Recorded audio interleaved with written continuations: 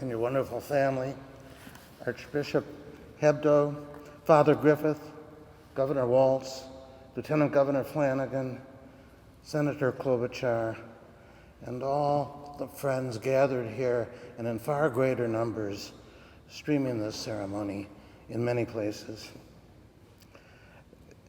These remarks today cannot possibly be as good as Tom deserves. And they're not going to be about Tom the lawyer or Tom the politician or Tom the advocate for justice. They're going to be about Tom the person, because I think that comes closest to honoring his memory. But it's much easier to recognize a truly good person than it is to describe him. And Tom was, frankly, the most completely good person who I've ever known. I'm not of his faith, but allow me to say here in this holy place that I know of no finer example than Tom Johnson of how a true Christian lives his life. It wasn't only his public service, as exemplary and prescient and enduring as that is. Doing good in the public arena is essential, and we see that more clearly at this moment in history than ever. Though even there, more is accomplished by character than by policy. Let me digress from my text to offer appreciation to Governor Waltz, who will be remembered with affection and respect always for his character and leadership and integrity at perhaps the most difficult moment in our state's history. I think the closest we come to the saints is beyond even doing public good. It is through personal kindness. It is individual. It is one-on-one.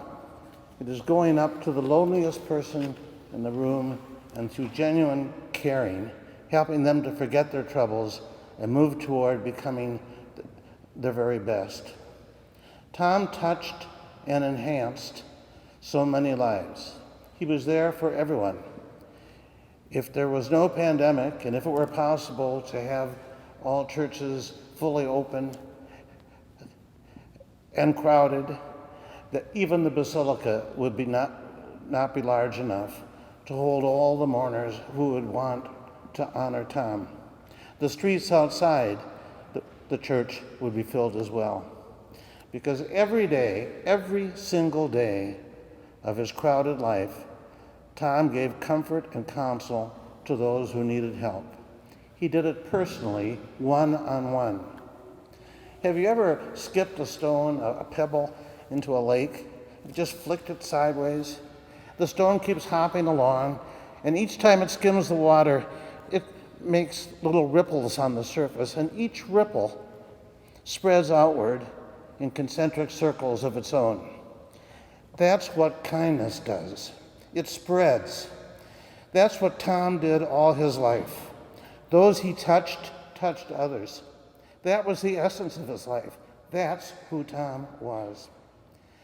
Now, if he were here, he would be writhing in extreme discomfort at this description. Tom was a very modest man, devoid of pretension. To call someone completely good suggests sanctimony, and Tom was the complete opposite of that. He was a happy man without any affectations. Though, in fact, a dynamo beyond description, he seemed very easygoing. He was always smiling, and he laughed a lot, often at himself.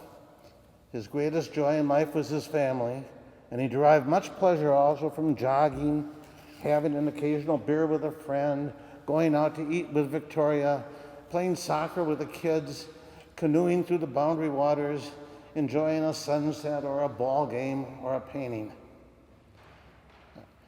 I'm sure that none of us on earth is perfect, but if Tom Johnson had any faults, then in 50 years of friendship, I never saw one. Well, he did have what you could call a Norwegian sense of humor. and there were occasions, very few, in which he could be just a little bit stubborn. I first met Tom when he was just out of law school. We talked about his future. Tom said he was thinking of opening up a storefront law office for people who couldn't afford lawyers. I said that if it was his goal to help people, that maybe he should run for office. He looked puzzled. What office, he said. I mentioned that there was a vacancy on the city council in his ward, though a lot of good people were already busy trying to fill it. A few weeks later, Tom, who was a complete political novice, had the endorsement and was elected. Not many years later, he was elected county attorney. I should note that that was in 1978, the absolute worst year in DFL history, in which incumbent U.S. senators, the governor, almost everyone on that party ticket lost the election. It was a almost total wipeout. Republicans were elected to every office, but Tom won. He almost alone survived the debacle. He did so because he was so obviously qualified for the job. And also, he was the only one to win because he had personally knocked on every single door in Hennepin County. Think what that means, every single door in Hennepin County. And though you'll find this hard to believe, he knocked on each door twice. No one ever doubted that Tom had the work ethic. He was a wonderful county attorney and probably could have been re-elected as long as he wished. But he had a growing family to support, and he joined the wonderful law firm of Gray Plant Moody. My office was only 2 doors away. I'm sure that cost him 200 billable hours a year. Tom was a star in the firm and well rewarded, but before long he took a leave of absence in order to head the Council on Crime and Justice. Some leave of absence. It lasted 10 years, and his income was very much reduced during this service. The council was a respected, nonpartisan, well, really bipartisan think tank that studied the criminal justice system in Minnesota.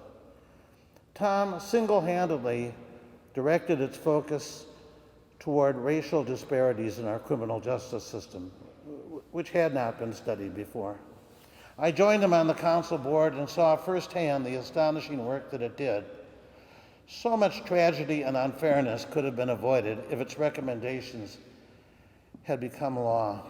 So many more able men and women would have found good jobs if Tom's pleas had been more widely heeded and employment no longer denied to those whose criminal records were minor and long in the past. Awareness of injustice is now much more widely shared, but years ago, Tom was one of the very few unearthing the facts that now sustain that public consciousness. Tom eventually returned to the firm and to a highly successful legal career. He brought his intellect and integrity to many important issues, including matters of the very greatest significance for the Archdiocese. And all this time, and despite his busyness, Tom's greatest focus remained his family. He has the most remarkable children and grandchildren. Jill and Ben and Hunter and Kayla are the way all parents pray that their own children will turn out, strong and kind and gifted and idealistic. They will spread their own concentric circles of good works in the years ahead.